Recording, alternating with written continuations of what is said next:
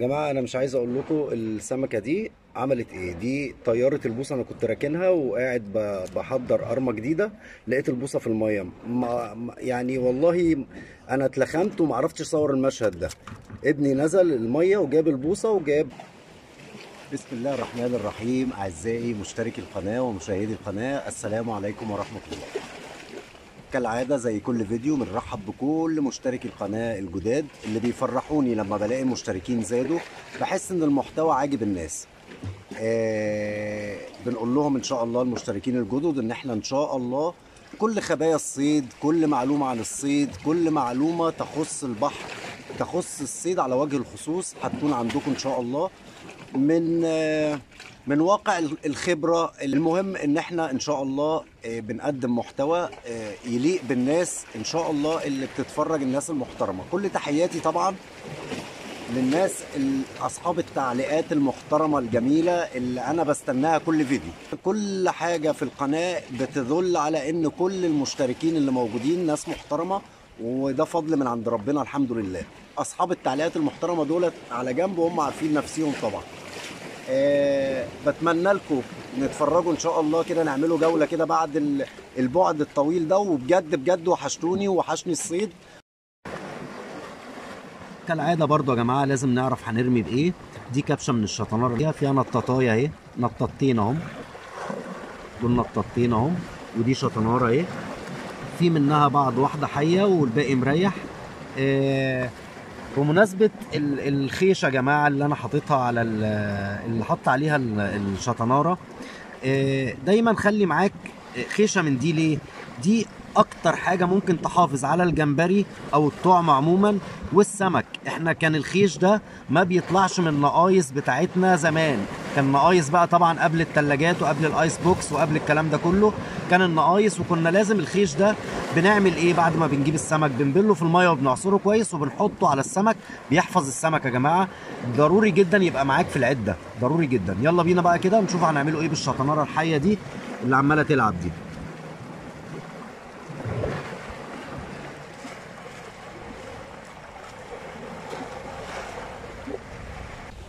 لو هنتكلم النهارده عن البوصه والشعر اللي احنا بنستخدمه النهارده، البوصه 2 متر، يعني هي اللي انا شغال بيها معظم الفيديوهات اللي فاتت. بحبها جدا وغاليه عندي جدا. هي بتاعت كاستنج اساسا، عشان خفيفه وجميله، بتحسسك بالسمكه حلوه قوي، لبلوبها حلو، بتمتعك والسمكه معاك، ولو بالاخص سمكه خشنه.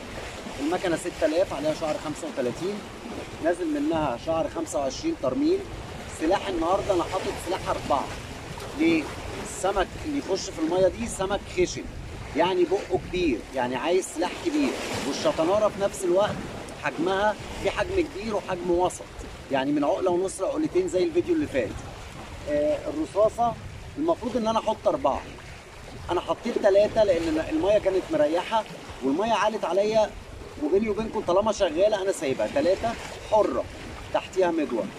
القرمه زي ما احنا قلنا يا دوبك شبرين، الاثنين اللي فوق شبرين واللي تحت شبرين. نجرب نرمي رميه كده مع بعض يا جماعه.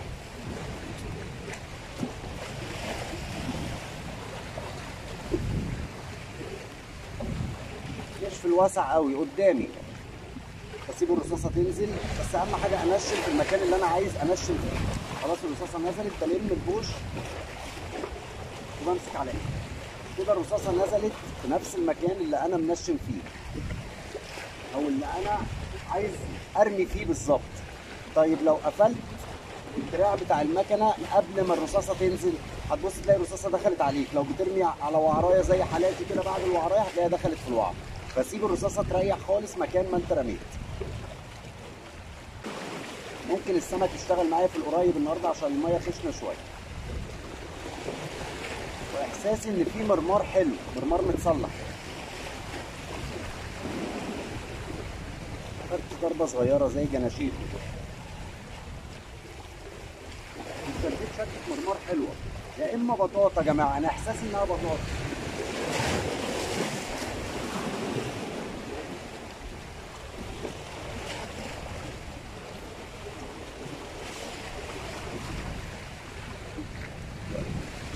ده بربون يا جماعه.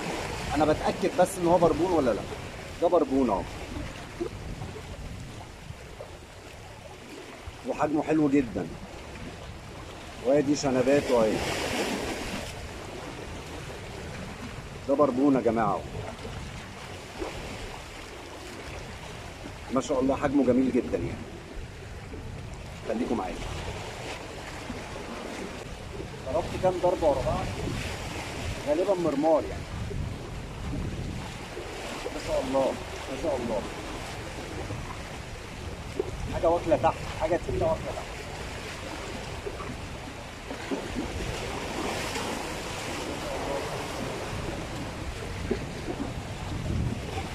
مرمار زي ما قلت لكم واكل تحت. بصوا يا جماعه، زي ما قلت لكم المرمار الجامبو، تخيلوا يا جماعه لطش من فوق عينيه اهو زي ما احنا شايفين. بص المرمار عامل ازاي. قلت لكم الميه دي لو دخل فيها مرمار هيخش فيها مرمار متصلب زي ما احنا شايفين اهو.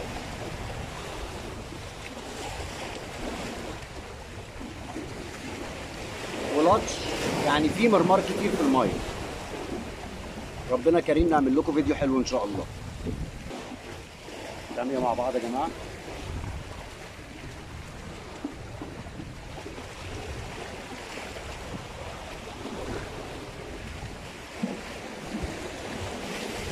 حوالي 30 متر قدام مني.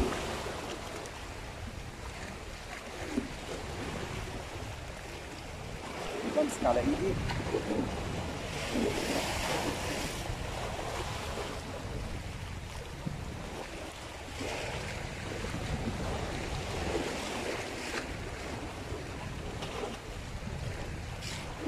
ضربت ضربة حلوة، مرمار برضه. ما شاء الله يا جماعة، مرمار حلو. ما شاء الله. مرمار اللي بالي بالكم يا جماعة. ده مرمار مش نضيف ده. ما شاء الله ما شاء الله. دكتور. ما شاء الله، الله أكبر.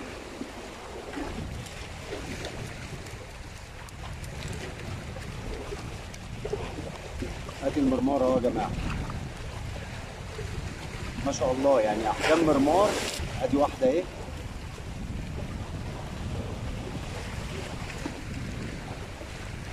وادي التانيه واكله تحت خالص.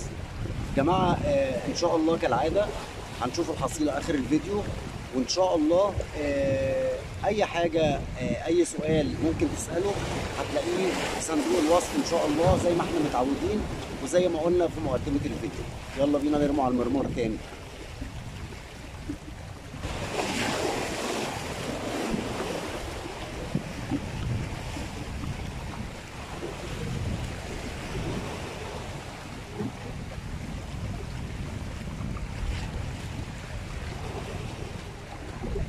ليه قفلت المكنه بدري قبل ما الرصاصه تنزل؟ عشان كمان ابعد من المكان اللي انا برمي فيه، فقفلت المكنه عشان الرصاصه تحضن عليا شويه.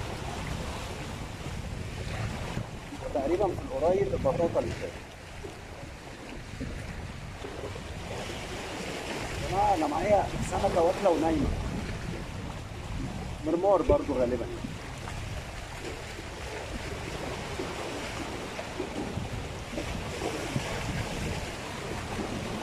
واكل ونايم. والله ما حسيت بضرب خالص يعني.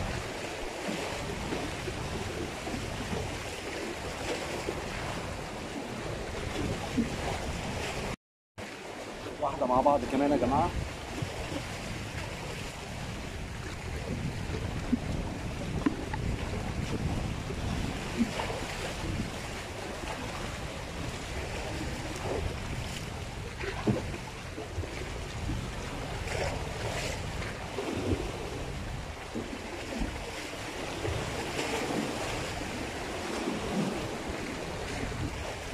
خدت ضربة حلوة زي الدنيس بالظبط يا جماعة، بيضرب زي الدنيس بالظبط.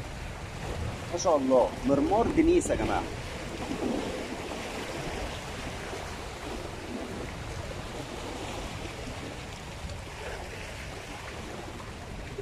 مرمار دنيس. فاكر على الفردة اللي تحت. استنوا زي ما انا قلت لكم الحصيلة كالعادة اخر كل فيديو.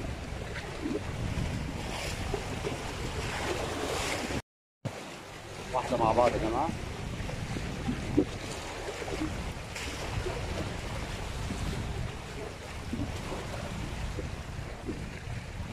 هنكرر تاني يا جماعة ان وانت قاعد على الحواجز دايما جس المية في كل حتة لغاية ما توصل للسمكة فيه.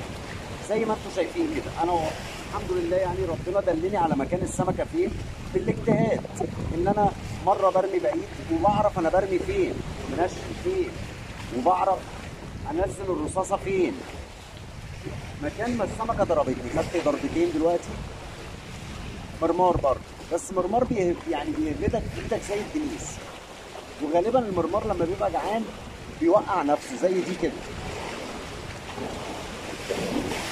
المرمار بيفرمل بيا يا جماعه ما شاء الله. والله السمك بيفرمل ما شاء الله ما شاء الله. الله اكبر. بصوا يا جماعه، دنيس طالع من الميه، دنيس طالع من الميه، ضربته نفس ضربه الدنيس في البوصه بالظبط بالظبط يعني. وهو يعني ما صدق لقى طعمايه تناسبه يعني. الشطناره شغال ما شاء الله.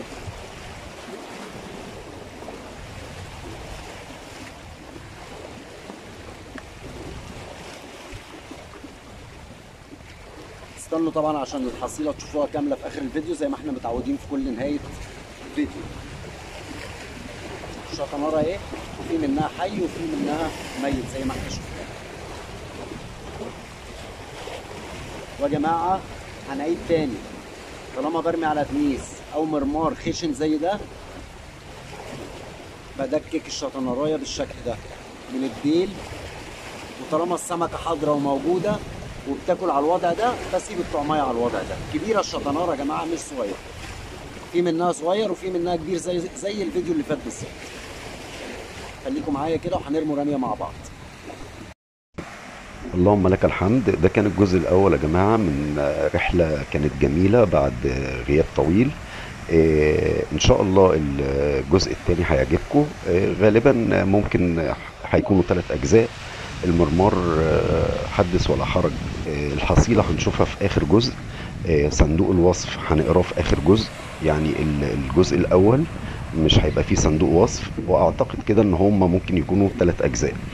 اتمنى ان الفيديو يكون عجبكم. ما تنسوش يا جماعه المشتركين اللايكات عشان الفيديو يوصل لليفل كويس.